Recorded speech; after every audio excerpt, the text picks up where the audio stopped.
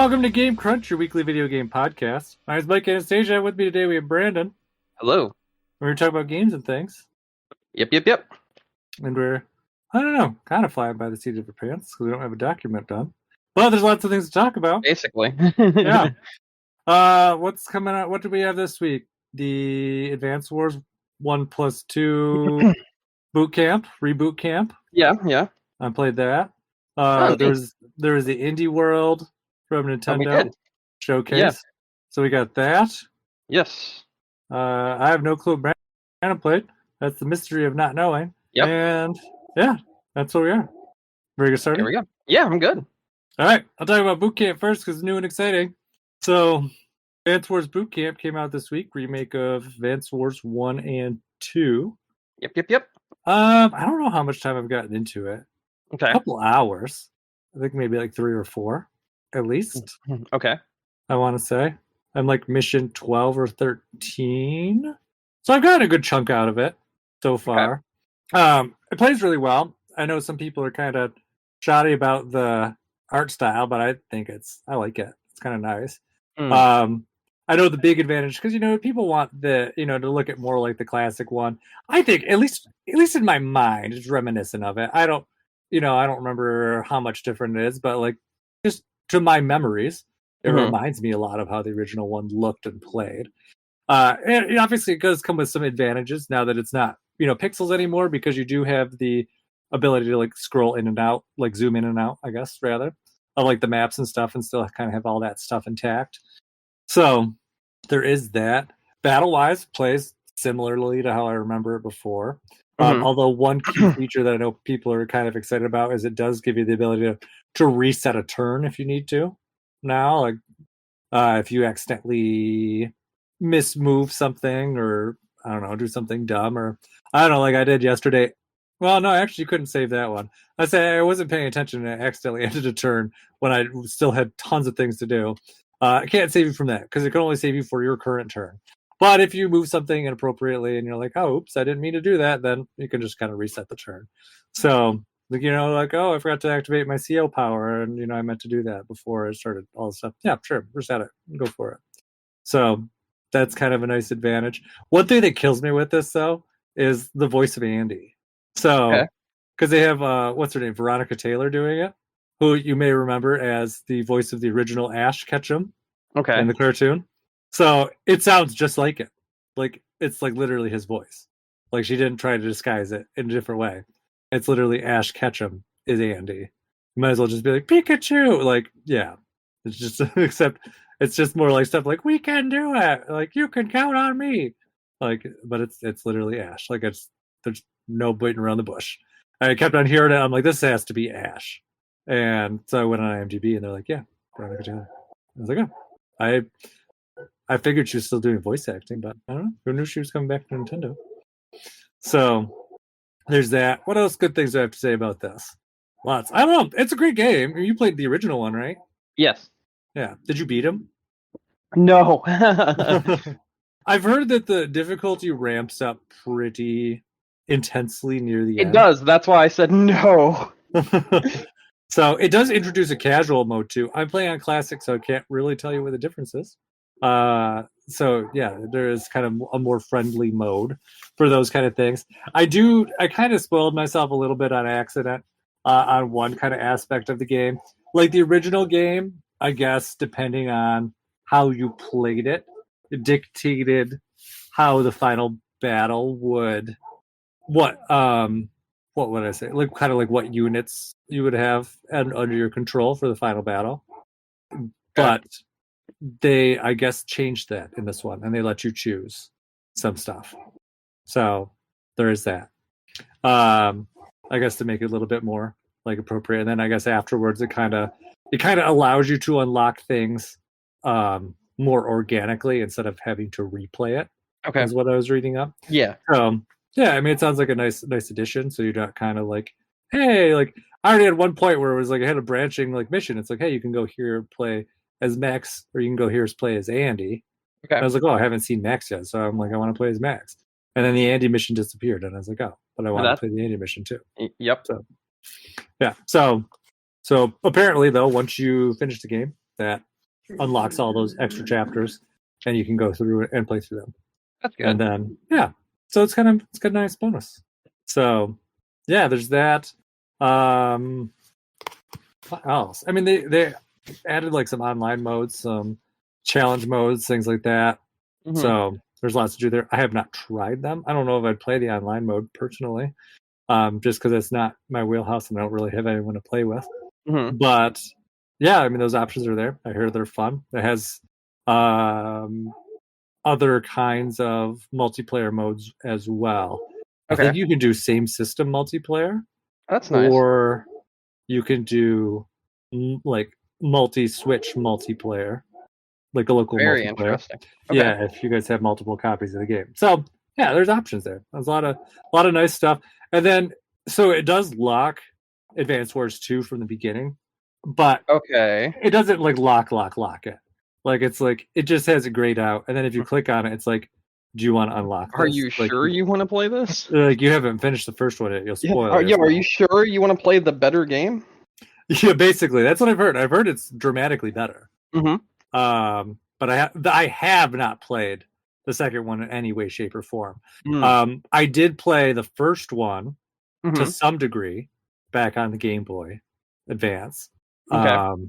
But like I said, I never really got into it to the same degree that I got into the other ones. Like it was kind of, I think we talked about this before. Like I played Dual Strike, which was the DS one. That was my first Advance Wars game. I liked it, never finished it, but I got quite a few missions into it. I had fun with it. Mm-hmm. I played Days of Ruin, loved it.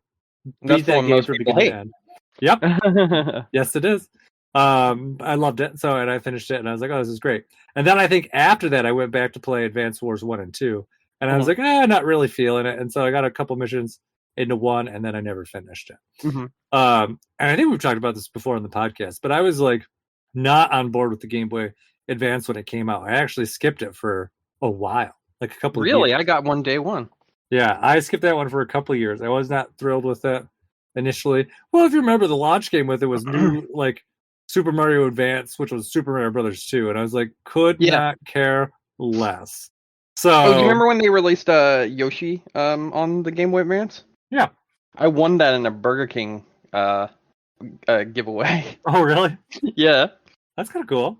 I have a giant Yoshi and Baby Mario kind of resin figure that I won from Nintendo.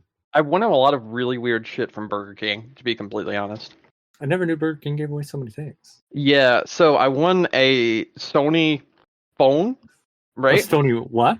It was a phone, but the phone's design was the same design as what the PSP Go ended up becoming. Oh, and okay. The really interesting thing about the phone that I won is it never released. So I have a phone that never released. It's super fucking cool. That's really cool. And I don't know where it's at. I think I have it somewhere in one of my storage units. But yeah, so essentially it's like got the flip up thing like the PSP Go has, where like you know just pop it up and then the buttons are underneath it and everything. And it even had like controller buttons with then like typing buttons like you would have with like a, I don't know what the fuck they used to call those kind of phones, but the ones that would flip up and you could type on the little keyboard that's there. It had that. Yeah, and it also like had the, it also had like the circles on each side for like controller, that sort of thing. And then they used the shell of it to end up making the PSP Go. Yeah. Okay. Anyway, I just wanted to input that because I always love talking about that thing. It's so weird. Yeah. I don't know. I don't think I have anything else to really talk about this game now. It's good. I like I really like the style of it. Like I said, it's got a little bits of voice acting. Nothing wild. Not like everything's voice acted, but they'll just kind of do like, you know, a line here or there. You just kind of like some musing noises. But you know, music's good. Like everything plays really well. No complaints. Okay, nice. Yeah, very enjoyable. Hopefully, I'll get to play more of it eventually. But yeah, that's all I got for now. Is that pretty much all you played? That was the big thing, yeah. Did you play anything else? Did I play anything else?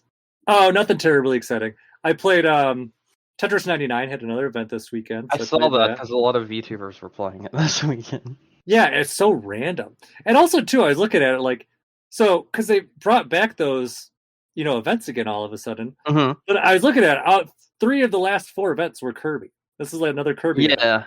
That's like, wow, guys, Nintendo puts out more games than just Kirby. Like, you can do another Tetris game that's not Kirby. Mm-hmm. I mean, I like Kirby. I like Kirby music. Yeah. And, the Kirby themes are not bad, but it'd be nice to have something else. Something other than Kirby. Yeah. Yeah. So, yeah. But, yeah, no, I played through that. I think there was another Pokemon event this weekend, but that was not terribly exciting. So, yeah. But, I mean, those are really my big things. Just trying to... all of a sudden, there's just so much stuff to play, and I'm just kind of like, oh, I got to catch up. Sure. So, I mean, we'll talk about it in news, but there's something I'm getting today that I gotta take care of too. Okay. Yeah. All right. Well, I'm gonna go ahead and preference this next part where I get to talk about my games. Yeah. With what I'm about to say is massive spoilers. Okay. It has to be discussed. Mm-hmm. Because, well, holy shit. But what game? For Final Fantasy VII Remake. Okay. All right, so this is massive spoilers, but it has to be discussed. So let me just go ahead and tell you. Ending playtime for Part 1 of the Final Fantasy VII Remake, 49 hours and 30 minutes. That's it? Yeah, that's it. Game's now let's garbage. discuss. Let's Okay. discuss. All right. This game is not a remake. No, I remember you told me that. No. The ending and the DLC makes this even more of not a remake. Okay.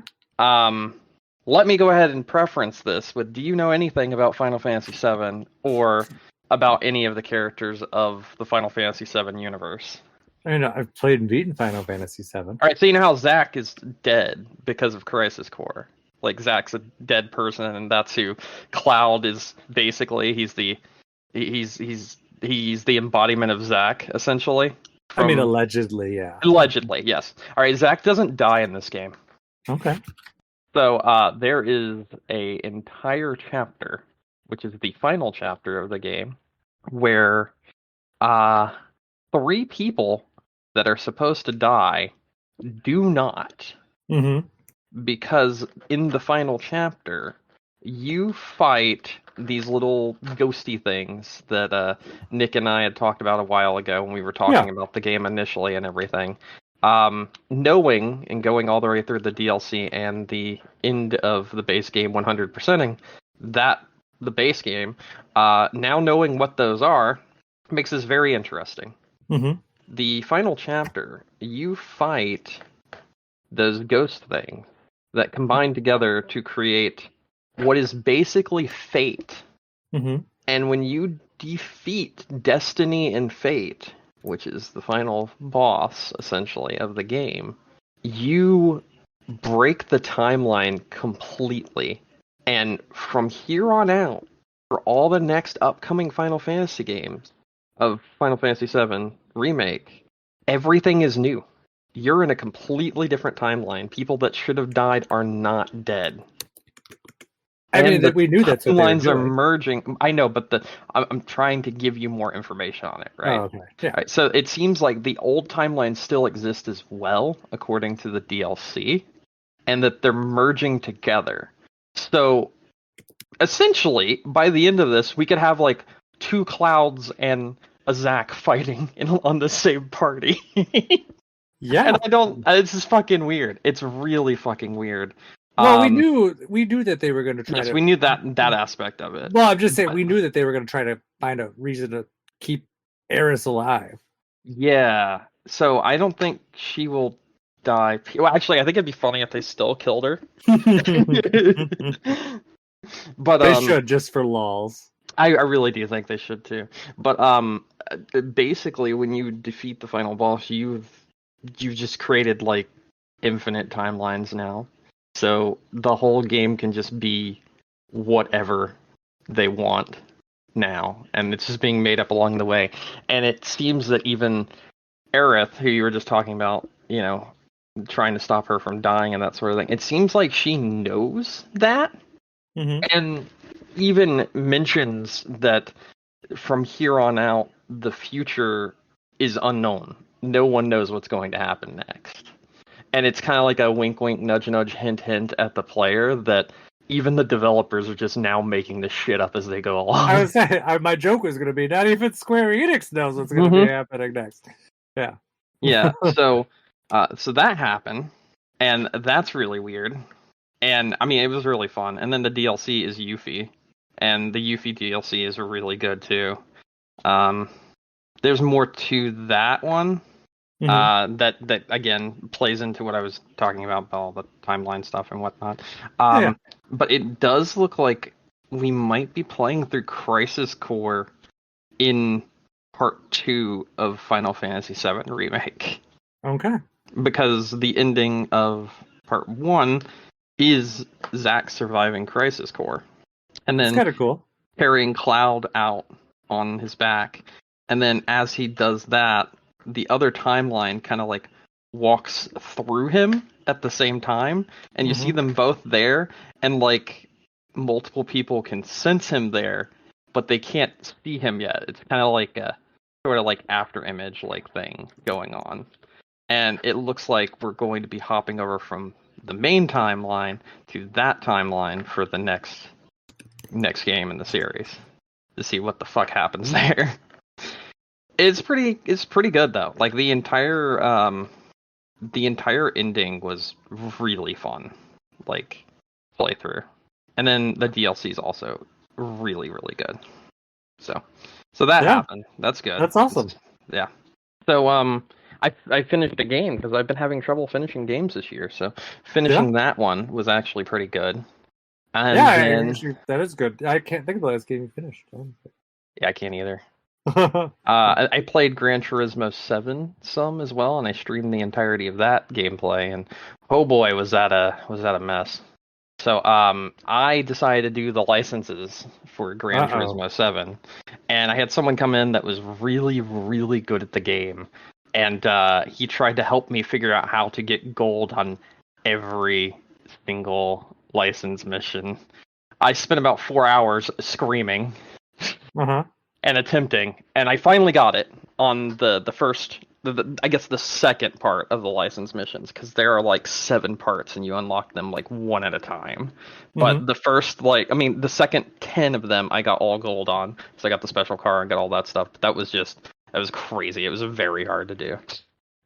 So that was how I spent my weekend, aside from actually buying Octopath Traveler 2. Oh, you bought Octopath Traveler 2? I do have Octopath Traveler 2 now. I played like the first 3 or so hours of it. I played that through the demo, which the demo is just, it allows you to play that sort of thing. I like all the characters more than I did in the original Octopath already. It just feels like, let's see, how would I describe this? You know how like it feels like a step up even as you're going through the NES Final Fantasy games? Yeah. Like they get better as you like go on. They get more engaging. They have better stories, that sort of thing. Yeah. You can already see that happening with Octopath Traveler 2 as opposed to the original Octopath Traveler. And it's very good. It's great. I would very much recommend it. I was kind of tempted to look into that because I did really enjoy Octopath Traveler 1, but I never finished it. Yeah, and here's the other thing that also is very much like Final Fantasy. No ties to the original game. Just it's another game. Yeah. So there you go. Except their characters are still all named like OCTOPATH. Sure. I think it's just I don't actually think, if I recall correctly, that any of the characters are doing that this time. I'd have to double check. Aren't they all? I thought they looked like, at least from first glance, they all had letters. Their names all began with the letters of Octopath. Every main character in Octopath Traveler 2. Let's see, we got Agena, Portillo, Casti, Ofet, Thorin, Oswald, Hikari, and Timonos. So, no. Okay. So that sounds like a lot of them were, though. Some of them are, but it doesn't. I mean, there are definitely characters here that don't have Octo in their name at all. Like Thoron definitely does not. I can't find that. Oswald, I can't find that. They can't find Octopath in there either. No. It doesn't even. It's What we the going? first letter is the first letter from Octopath. Oh my god, I'm so stupid. You're right. No. Wait, hold on. No, we got several that have like. No, we have C's. We have C's. Ocpath. Okay. Oh, list I'm looking at. It looks like it. Okay, P-A... Agnia, Partito, A- Castilli, Oches, Throne, Oswald, Hikari, Temenos. Yeah, but we have someone with an A.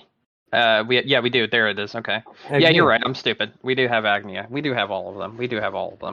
You're right. It's just they were written out of order, so I didn't see them, and I'm being stupid.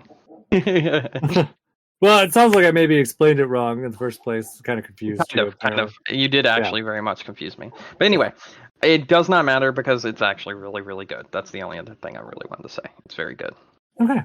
Yeah. No, I'll have to look into it more. I mean, there's the demo too, so I could always try that. Yeah, go play it. Mm-hmm. What else did you play? No. Nothing else? Nothing. Mm-hmm. I watched Cocaine Bear. That movie. Was it good? It was funny in some cases. Mm-hmm. And in some cases, it was like very real. Okay. And then in some cases, it was like even more real because it was shot on location, and the place that it happened at's like 45 minutes from my house. Oh, really? And they actually like used like several of the churches and stuff that I know like exactly where those are located at. I mean, Georgia is a very popular place to record these days. No, that's where it took place, and I did not know that. Oh, okay. Yeah, I did not know that. And then they actually recorded around the area that it actually took place at. Okay. Interesting. Mm-hmm. It's good though. It's a good movie. Yeah, that's good. I'd recommend watching it. I mean, if you have Peacock, it's on there right now. That's how we watched it. Oh, it's on Peacock. I did not. It is. Yeah, it is. We have Peacock. There you go. Cool. Yeah. Can I? Okay, so this is a little bit of a no thing, but I want to share this because it's actually kind of funny. Mm-hmm. As a news story. Did you know they accidentally broadcast the entire Mario movie in Argentina? I did hear that. TV. And because of that, the entire thing's online now. That I did not know. It makes sense. I don't think that was an accident, either of those things, but yeah, it makes sense. Interesting. I mean, I'll still watch it in May, whatever, when it comes out. Although, who knows, they might push it back now because it's still just doing so well in the theaters. Mm-hmm. So, yeah. Anyways, we'll move on to news. And we'll start with what I'm going to be playing tonight. Because that's news. Okay, what do you want to go with?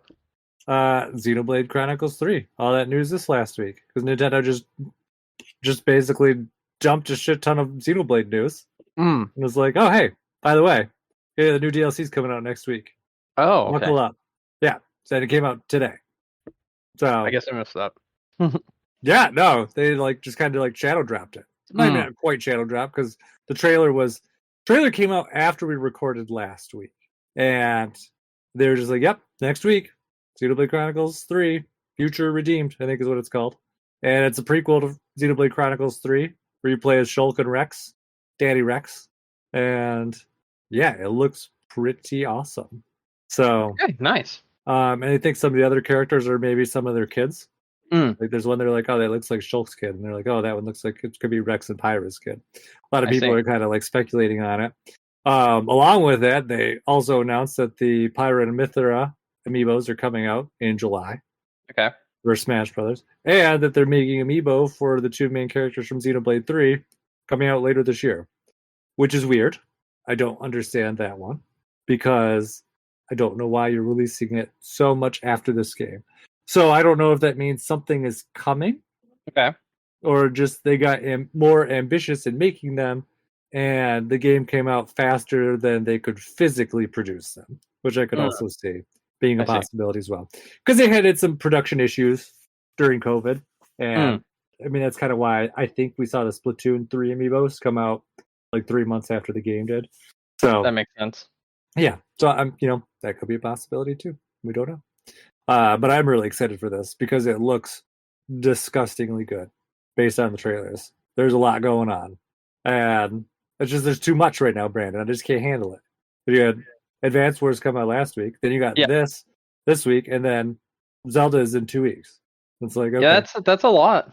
Yeah, so I got 2 weeks to push through this DLC, which I don't know. I mean, usually the Xenoblade DLCs are like maybe 20 hours. That's a lot. I know. So we'll see. But yeah, no, I'm really excited to play, like, because I don't know, just the idea of having, like, I don't know, grizzled, grown up Shulk and Rex looks pretty badass. So I'm kind of excited to see where this goes. So, Daddy Rex, he looks like he'll be pretty awesome. And then there's this whole, supposedly this DLC is supposed to tie together the 3 games, like, pretty formally. So, like, very formally and cohesively. Whether or not that's the case, who knows? But that's just kind of what they're teasing. So okay, yeah, so that looks good. Other news from Nintendo, because they also are just like, hey, by the way, Indie Direct tomorrow. So yeah, that is a thing that happened. Yeah, I didn't think it was bad. Was that? Do you thought it was bad? I was kind of bored with it. In fact, after the Indie Direct ended, I then showed Katie Final Fantasy 16 to make up for wasting her time. I mean, so I guess I didn't watch it live, so I had the advantage of, oh, this game sucks, and I just skipped it. Yeah. So then you must have watched like maybe 10 minutes, right? Maybe 5. It was 20 minutes, so I think 10 minutes is probably right. There was the first game that was on there. I thought it was literally, I mean, it's like an Okami ripoff. I was like, this is Okami, right? Okami? Wait, Mineko's Night Market? Yeah. No. I mean, obviously it's not. But it's like, an Animal Crossing ripoff. Well, gameplay wise, yes. But like artistically, I was like, I like, hey, it's like you play as this white animal god of the sun, and I was like, Okami. And I was you play as the kid. Yeah, but you have that cat that's running around all the places. It's like the first half of the trailer is all about that stupid cat. So, dude, it doesn't is look like an omniscient being that exists in your town as a myth. You don't play as that cat ever. No, I know that, but it seemed like it was like part of like the legend. Well, it's definitely part of the legend. Yeah, I mean, it didn't sell me on it. I just thought it looked like it was like stolen straight from the Okami universe. That's all I'm saying. I think it looks okay, but I think the more I've seen it, the less I've cared about it. So a little bit of background information. They've been advertising this game since 2019. So, yeah. One, I don't believe it's actually going to release in September. And 2, I'm just kind of getting tired of seeing it every single Indie Direct, because it's been in almost every single one of them. See, I don't remember ever seeing it before, but I don't really care for it anyway, so it's not one of the ones that I thought I would buy. Let me tell you the ones I think I'm actually interested in. That's probably an easier way, absolutely, to address this direct. Let's see, Rift of the Necrodancer. Absolutely, I know we've seen this before. So excited for that. Looks fantastic, and I like that because I don't think we saw this before. But it's got like some sort of like special mini games. Yeah, you can play like Rhythm Heaven. Exactly what I was thinking. Yeah, and I was like, okay, I'm sold. That looks great. It's done that way on purpose. Yep. Let's see. I thought Animal Well looked kind of cool. Do you know who made that? Big Mode was the publisher. Do you know whose studio that is? Shared Memory. That is Video Game Donkey's studio. Yeah, that is his game studio, and that is the first game he's publishing with his studio. Oh, that's cool. I thought it looked neat. That was an interesting idea. Did you miss the part where Donkey was in the background while the guy was talking about it, and he was just fucking playing around in the river behind them? You could literally be in front of me, and I would not recognize him. I don't know who he is. I don't watch his videos. I figured he was somebody like important. He's so funny. He's so funny. I'm not saying he's not funny. I'm just saying I just don't know him. So that's all. Yeah, and I figured that was someone important, but like I just didn't know who it was. So I was that was Donkey. Donkey's a very silly guy. He's fun. But yeah, no, I thought the game looked kind of cool. So yeah, I think it looks cool too. Yeah, definitely. Crime O'Clock I thought could be interesting. Maybe it's a little touch and go there because of the whole multiple dimensions and the timelines and stuff. I don't know. It's kind of weird. That's what I think could be interesting about it. Yes. That's the But big I don't think caveat. they really sold me on it or showed me exactly how it works, and as such, I'm a little hesitant. You know what I mean? Oh no, I agree. That's exactly why I'm like I said could be. Yeah, I just don't. I think it's an interesting concept, and if they do it well, you could get a kind of cool Phoenix Wright looking game. I think. Yeah, probably. But if they don't, then it's just another piece of garbage. So, it's hinging on this unique idea of the kind of time travel, and if they don't pull it off, then that game just sinks. So, really hoping one of the games you're interested in is one of my favorite on this list. I mean, I skipped over Cult of the Lamb, which I know is probably one of your. That's a shame. That's a good game, but that's not the one I'm talking about. Let's see what other ones am I excited for. Shadows over Loathing. There we go. Let's go. Yeah. So West of Loathing. This is the next game from that developer. It's in the same universe. Don't know. Never heard of it before. Oh, West of Loathing's really good. It's kind of like Mario RPG. Yeah, that's kind of what I thought the game was. Yeah, West of Loathing is essentially a comedy-based, like Mario RPG sort of game where it's done with all stick people and it's very like expressive, even though it's done like in a very simplified way. And West of Loathing takes place in the Wild Wild West, but it also is like really weird and has odd things happening in said Wild Wild West. And then Shadows of Loathing is their version of like Cthulhu, essentially, that sort of thing. Yeah, it looked really odd. It is. So these games are very fun. So you got like I would say, that kind of Mario RPG vibe from it, but I also got very like Earthbound vibe too, because very much it's just so random, and it's just like I don't know, it's weird shit. So yeah, it looked. I thought it looked really interesting and maybe funny even. So this is based off of a game that was made in Flash, I believe. I can see that. Of Loathing, the Of Loathing series. Let's see, it was. So Kingdom of Loathing was a browser game released in 2006. Oh, yeah. No, 2003. Sorry, there was a sequel that came out in 2006. Okay. West of Loathing came out in 2017. And then West of Loathing Reckoning at Gun Manor came out in 2019. And then Shadows over Loathing came out last year, and now it's releasing on Switch as well. I highly recommend checking out West of Loathing. It goes on sale all the time, and it's also on Switch. It's very fun. Well, yeah, obviously, because we're talking about the Indie Direct, yeah. Yeah. So I will add it to my wish list. I think those were the big things to talk about, though. From there, for me, I don't know what else you liked. So I'm going to mention two things. One, I can't believe that the Switch got the Vampire Survivor ripoff before it got Vampire Survivor. In case you didn't know, Bro-Tato is a Vampire Survivor ripoff that was released. Oh, yeah. You know what? Now that you mention it, I remember looking at that video and being like, this looks just like that game, Vampire Survivor. It is. I was like, it looks identical. It's good. I will say this. It is a good game. It is a good game, but it is definitely just copying Vampire Survivor, and it kind of like revels in it. So it's like a kind of thing where it's not like hiding that it's copying Vampire Survivor. It just leans so far into it that it's like, oh, okay, that's what you're doing. Got it. Cool. And it's a good game. But the issue is, how the fuck did Nintendo Switch get that before Vampire Survivor? That's the issue I have. And then now that it actually officially has a release date, I can say my number one most looked forward to video game of this year was announced during this Direct. Yeah. That is Bomb Rush Cyberpunk, which is a game that is a spiritual successor to Jet Set Radio Future, that even has the original composer of Jet Set Radio Future making music for it. This game looks incredible. I'm so excited for it. I'll show you a little trailer in case you missed it. It looks so good. I'm so excited. I'm so very excited for Bomb Rush Cyberpunk.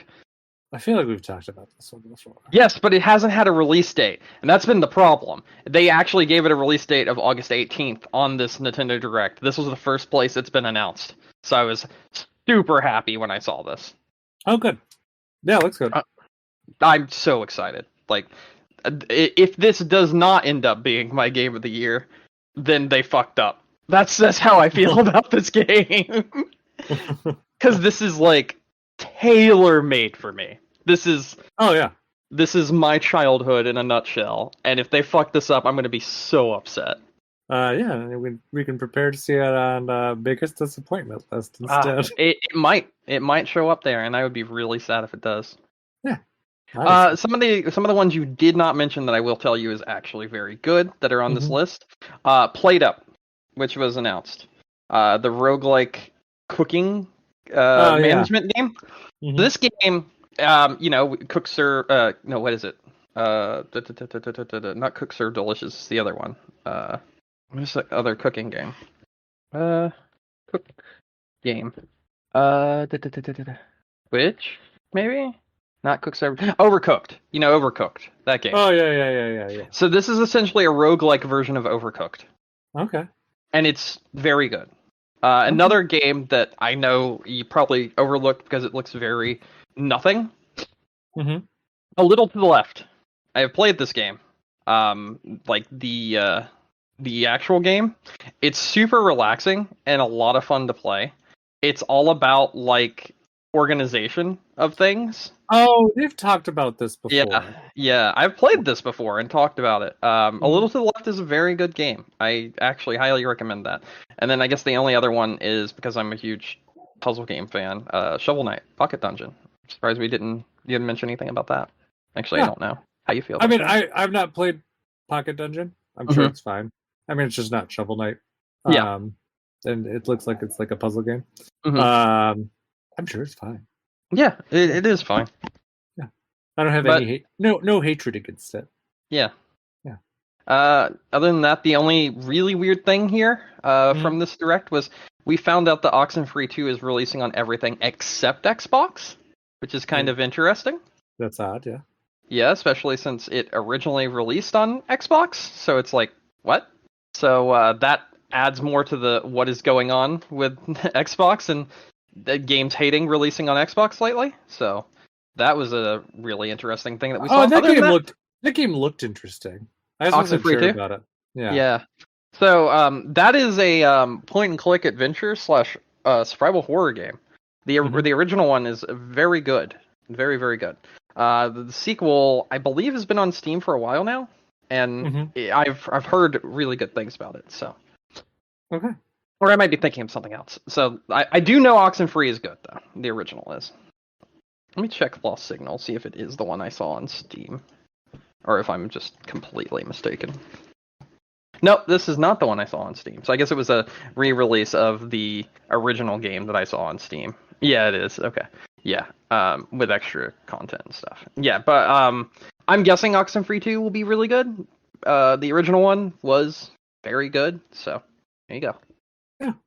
You will definitely probably have to play the first game before you can play the second one. Oh, really? It seems like it's the kind of thing where the narrative carries over. Fair. I could see it for a game like that. I mean, it is a survival horror game, so, Yeah. Mm-hmm. Yeah. Makes sense. Mm-hmm. Anything else news-wise? That is it. I got nothing else. What was I just going to say? Oh, there is another Diablo 6 beta. Are you going to play that? You mean 4? Yep. We're just adding numbers to it every single time. Yes, I am. Yeah. I guess some people are upset about it, though. Why? Because it's only one weekend this time, and then, to get the new thing, you have to kind of rush all the way through it and then go fight the thing. It was only 1 weekend the first time. Yeah, but now there's that new thing that you have to get. You had to get that the first time. You had to get a different version of that the first time. People are just complaining to complain. They always do. Yeah. Mm-hmm. People being upset or being stupid. Of course they are. Sometimes it's it's fine. It's there's a validation there for their complaints, but I don't really see one for this. It's like you get a title for defeating the world boss, and all you have to do is be level 20 and then get a group together to defeat the world boss. We almost did that in 1 day. We almost did that in like 8 hours. Me and my friends. So it's like I don't. You maxed out to 20 in one night. So yeah, exactly. Can't be that difficult. It's not. And I don't know. I don't know what the hell's going on there. But also, that one, when we did it, you had to wait like 8 hours in between chances. Here, this time, you get a chance every 3 hours. So, like, that's way better than the first time around. So, I don't understand what people are complaining about. It makes no sense to me. You know, people like to complain to complain. I guess so. Yeah. What else do we have? I don't think there's anything else. Nah, I got nothing else. Okay. I do have a new game that I've purchased that I'll talk about next time because I haven't played through it yet. It's called Melatonin. It is a rhythm. I know I've heard that game before. Right? Doesn't it look really good? I don't remember. I just know I remember hearing about it. Yeah, it looks really good. I grabbed it on Steam. Let me see. What is this? Melatonin game. Not gummies. Not melatonin gummies. Melatonin game. Yeah, I could just link you to the page. Yeah, I heard the Googles. Google's works. It looks great. Like they don't use like prompts to like make it as fluid and.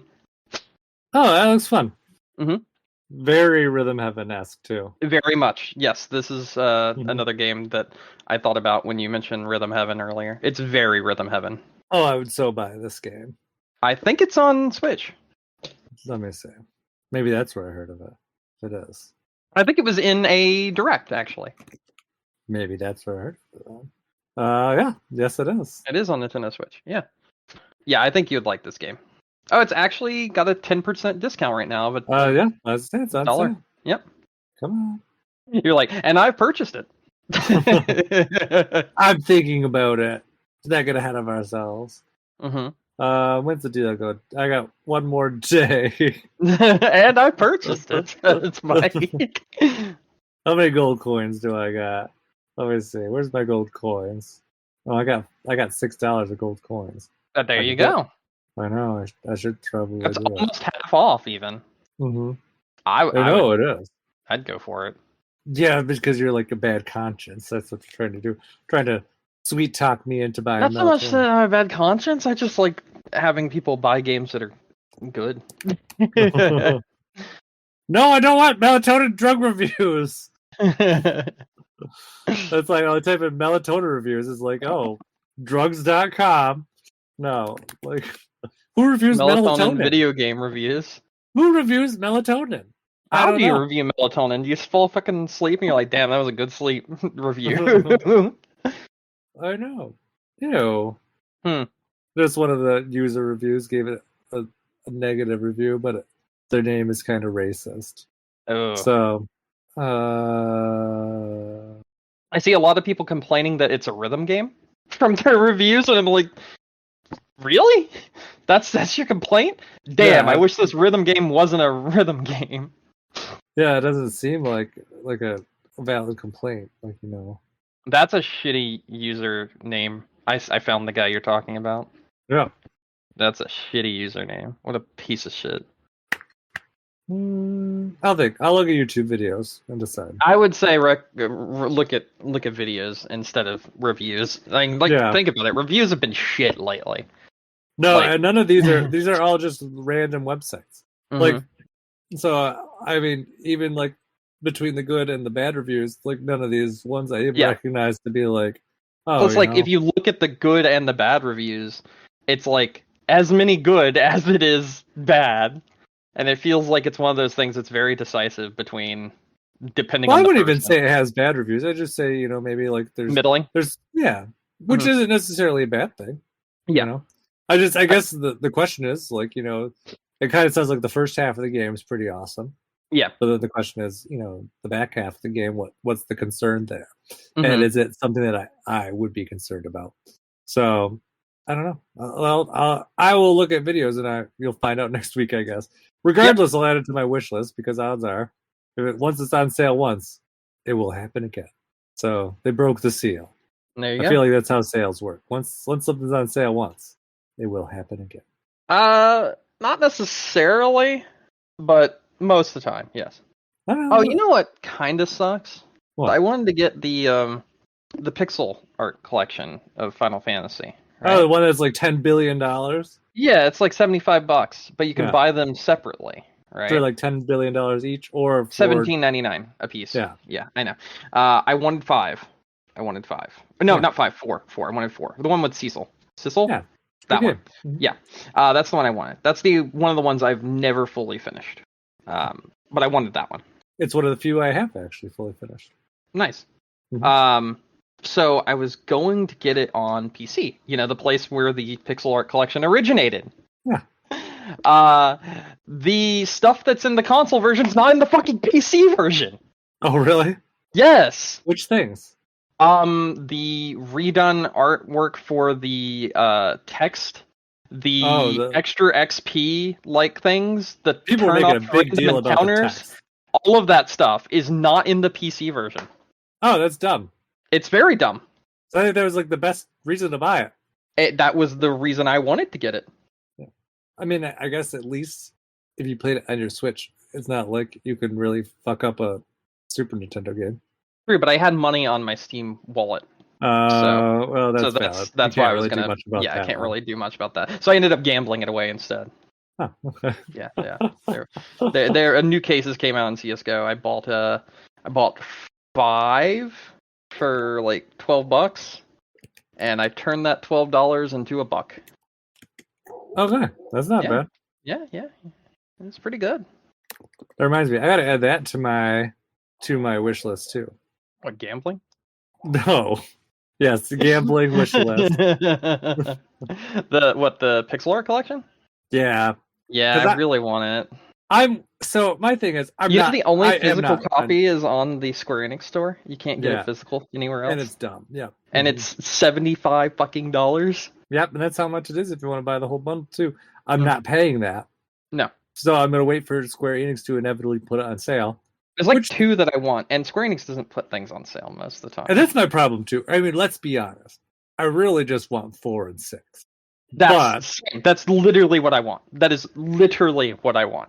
But like, but the I don't know, disgusting collector part of me is just like, well, if you're gonna basically buy half the games, you might as well buy the other half while they're on sale, because you can't buy them piecemeal. I mean, you can buy you can buy them piecemeal, but it's going to cost you more. So I'm like, well, you might as well get that discount of the bundle plus the discount of it being on sale, assuming it goes down to some reasonable price. See, that's the interesting thing about the PC thing. They are all sold separately, and in the bundle, right, that they have, it shows the ones you already own, and if you own them, that price is taken out of the price of the bundle. At least that's the way Steam works with pretty much every single bundled game. So I could just buy those 2, and then get the other ones on a discount if I wanted later on. And yeah, that would probably be the smartest thing, but like I said, they didn't do the updated stuff for the PC version. So I guess fuck me, right? Yeah, exactly. And theoretically, Nintendo's eShop can do that. They've done that before.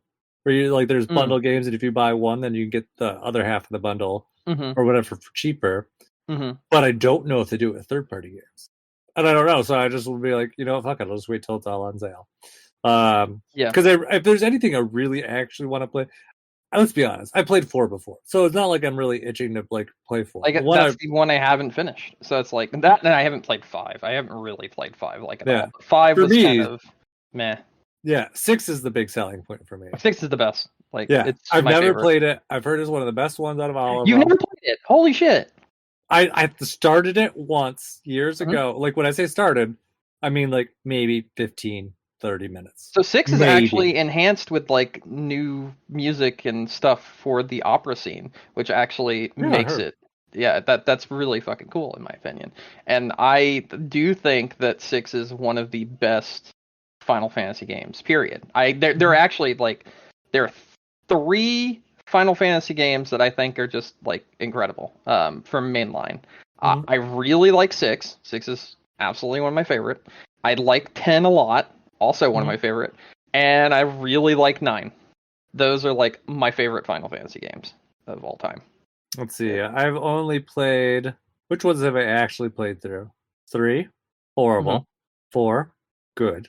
I played it on the DS one. That was still good. Mm-hmm. 7, which I enjoyed. 7's great. Yeah. And 10, which it played well, but I thought the story was fucking stupid. So 10's kind of like a product of its time. Like yeah. it was very much so a like high schooler like sort of fantasy romance story. You know what I mean? Yeah. And I liked 10 like a lot. I liked the world of 10. I'll say I like the world of 10 more so than the story, but I really liked the world of 10. And the other thing that I think is like the absolute best when it comes to 10 is the music. The music is fucking phenomenal. Yeah. That's why I actually got I don't know if I told you, but I ended up buying the deluxe edition of Theatrhythm. Like I went back and bought the deluxe upgrade for Theatrhythm. Oh no, you did not. Which added 52 new songs as well as the first season pass. Oh, that's pretty nice. Yeah, it was I mean, there was no reason not to. So, I did that, and I mean, you get 2 Xanarkin once in the deluxe edition of Theatrhythm. Xanarkin's not even a song that you could play outside of the deluxe edition, which really made me sad when I first got the default version, because 2 Xanarkin's like one of the best Final Fantasy songs, period. That's just all there is to it. It's one of the best, period. It's like One Wing Angel, 2 Xanarkin, Battle on the Bridge, yeah, like those things, fucking incredible. I actually think the other game that has a lot of really good Final Fantasy music is Final Fantasy 13. Like, it is not a good game. I don't like it at all, but its music fucking slaps. So, yeah. Oh, that's pretty nice. Yeah, I think my 2x ones are still. I want to do 8 at some point. 8 is so difficult to go back to because it's such a grind. Did they change anything with like the remake? I don't know. I have not played the re-release version of 8. I also love the music of 8 though. 8 has really good music too. 12, I really want to play. 12 is fantastic. Yeah, I've heard great things about it. 12 is basically all right. You like Xenoblade? Yeah, of course. You'll like 12 then, because 12 is kind of like Xenoblade before Xenoblade. It's got like the whole active battle system where it's like the little things come off of you, and when you walk up to an enemy and you like hit the button, it's like, okay, now I've initiated my battle sequence and now I'm auto battling. That's literally the way 12 works for Final Fantasy. Yeah. And it feels a lot like an MMO that isn't an MMO, but has a really good story. So, yeah. I think you would really like 12 because you like Xenoblade. Yeah, it's been kind of. I keep on seeing it come on sale, and it goes on sale A, pretty often, but B, really good price. And I've dodged it so many times because of the issue that I always talk about, where if I buy something and I'm not ready to play it, it just sits in a digital graveyard. Yeah, no, I have the same problem. So I'm like, I cannot buy it because, if I do, then I will not play it. So yeah, let's rest in peace, Dragon Grandpa, because you're gonna. It's the second time it's happened to me. I've been playing through that with Katie. I think you were saying. We're like 35 hours in now. We're on the very end. No, she ended up rebuying it for Switch because it got taken off of Xbox Game Pass. Yeah, and I think it was just on sale for like $7. It was, and that's when we bought it. Yeah. Yeah, so it's been on my. It's happened to me twice, where it's like I bought it on the Vita. I think you will really like it when you. I know I will. I know, and that's the problem. Like I know it's a game I really like. It's sitting on my digital graveyard. It's like, this game's dead to me, and I'm like, it's horrible. What you should do? You should, like, when you have some downtime. This is a very simple game to play. You should just play like a chapter at a time. It's very easy to, like, just play one chapter and then be like, okay, all right. Problem is, I have so much on my like to finish list right now that I'm like the later chapters of the game. Because I will tell you this: we just like played one chapter the other day, and it was like 6.5 hours long. Let's see, what games have I started this year that I still want to finish? Fire Emblem, which I've talked about a few times, and it's just still. I want to play more Theatrhythm. I want to finish it because there's actually a story mode to that. So. It's not really a story, it's more of like go through each individual game and like learn the history of the Final Fantasy thing. Like I don't know. It's cool though. It's really cool. I like it. Yeah. And you like collect these digital trading cards while you're playing, which is really neat. Like the better you do, the more digital trading cards you get.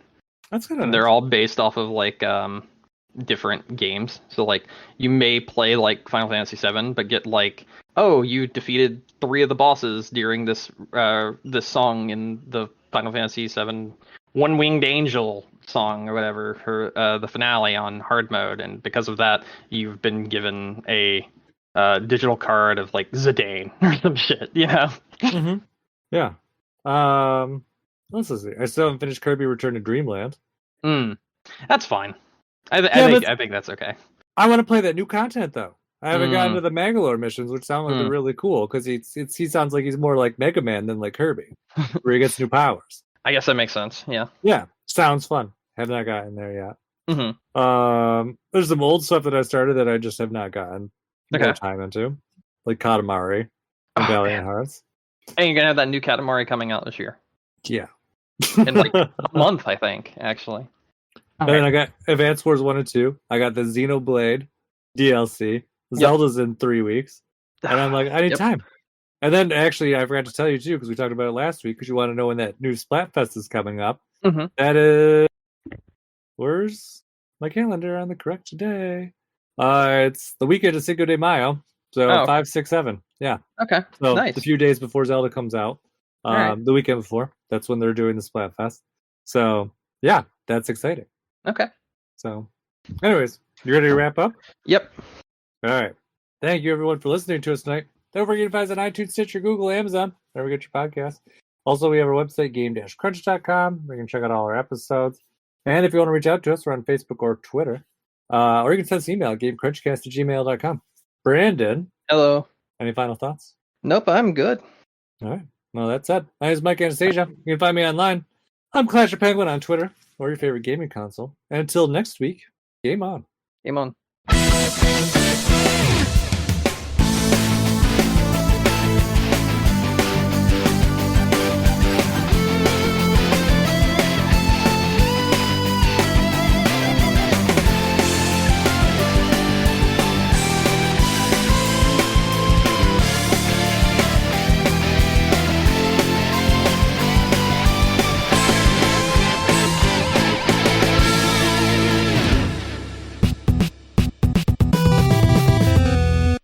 Set Radio Future documentary.